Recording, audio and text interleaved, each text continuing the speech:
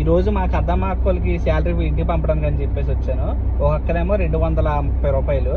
230 ఎందుకంటే ఇంత ముందు నెల ఏమైందంటే ఒక 100 రూపాయలు తక్కువ ఇచ్చిందంట మా అమ్మ. అందుకని చెప్పి ఈ నెల ఇప్పుడు 100 కలిపి మొత్తం 230 ఇచ్చింది. ఇంకో అక్కదేమో వచ్చి 130 రూపాయలు. ఈరోజు రేట్ వచ్చి 310 రూపాయలు ఉంది.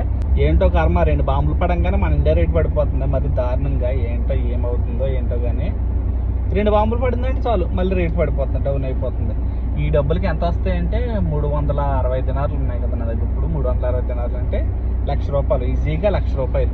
వెళ్ళిపోయిన డబ్బులు ఒకరికేమో 40,000, ఒకరికేమో 71,000. 310 ఏమో ఈ రోజు ఉన్న రేట్ అనుకున్నా, కానీ 310 కాదు 311 రూపాయలు ఉంది. మన రూపాయి వీళ్ళు ఎప్పుడు బాగుంటుందో అప్పుడు మనకు అన్నీ తక్కువగా వస్తాయి. ఇక్కడ డబ్బులు వస్తున్నాయని చెప్పేసి ఆనందపడకూడదు.